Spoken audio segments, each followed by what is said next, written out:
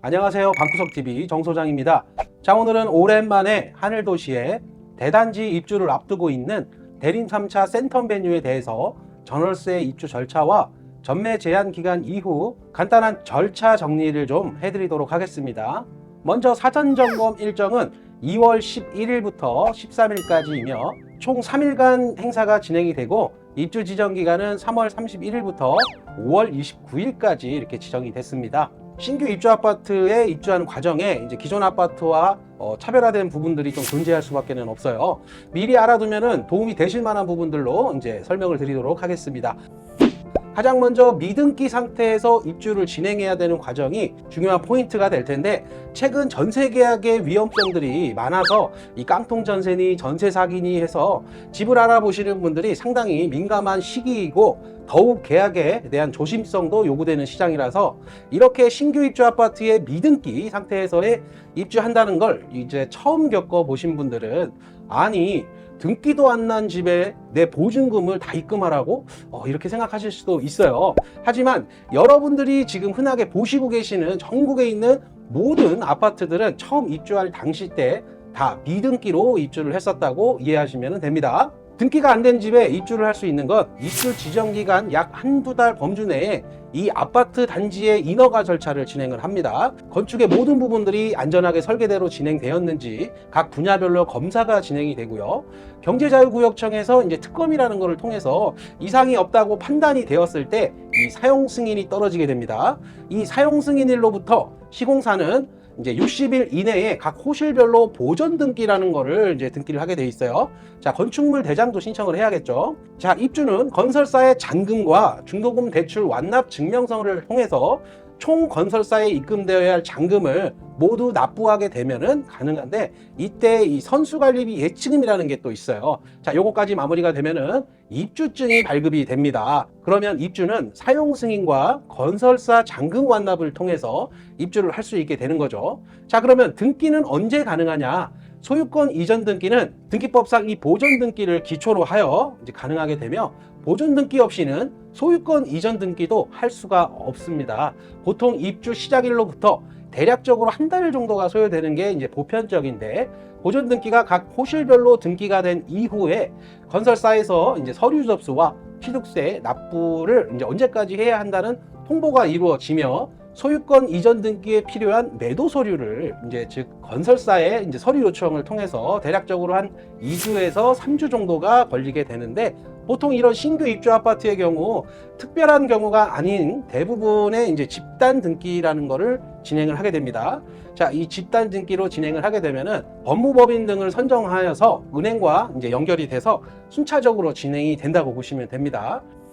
그렇다 보니 대략적으로 2달에서 3달 정도의 시간이 걸려서 이제 등기가 이루어진다고 보시면 되겠습니다. 자, 이렇게 등기보다 입주가 빠르게 되는 현상이 나올 수밖에 없는 구조 형태를 가지고 있고요. 임대인이 대출을 받지 않고 전세 보증금과 본인 가용 금액으로 대출 없이 건설사 잔금을 완료하는 경우, 즉 무융자 세대를 계약하시는 경우는 상관이 없지만, 전세 보증금과 일부 담보대출을 진행하는 경우에 입주 후에 등기가 이루어지는 과정에서 세입자는 전출을 한번 해줘야 되는 절차가 있어요. 대략적으로 이제 법무법인에서 요구하는 기간은 약 4일가량을 전출을 해야 됩니다. 이 과정에서 이제 분쟁이 발생하는 경우가 종종 있기도 해요. 전세자금 대출을 진행하는 세입자의 경우 각 은행별로 다를 수는 있지만 추후 대출 연장 등의 불이익이 발생되는 경우는 있고, 대출금 회수나 그런 거는 아니지만 전세자금 대출 진행을 했을 때 세입자분이 이 부분에 대해서 자서 당시에 꼼꼼하게 문의를 해야 한다는 점이 또 있습니다.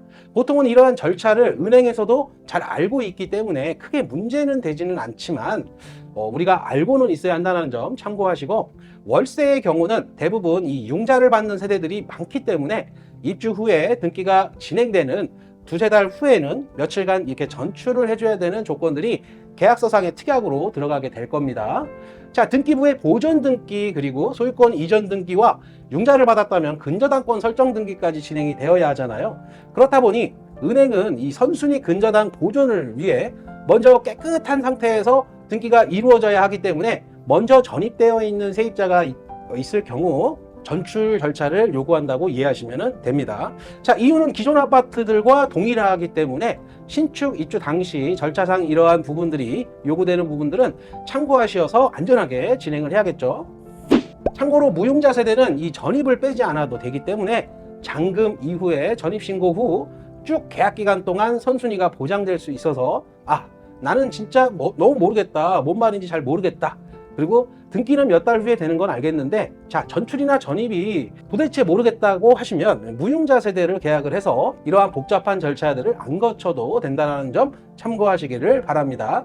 자, 매매의 경우는 이제 굉장히 잘 보셔야 되는데 이 편한 세상 센텀 베뉴의 경우 전매 제한 기간이 이제 3년이 적용된 단지입니다. 꼭 3년이 지나야 거래가 가능한 것은 아니고 전매 제한 기간 3년이 적용된 단지의 경우는 원분양자한테 소유권 이전 등기가 완료가 되어야야 이 전매 제한 기간 적용이 풀리게 되는 구조예요. 우리가 보통 주택을 취득할 때 취득일의 기준은 잔금을 완납한 날 또는 등기 접수일 중에 빠른 날을 세법상 취득일로 봅니다.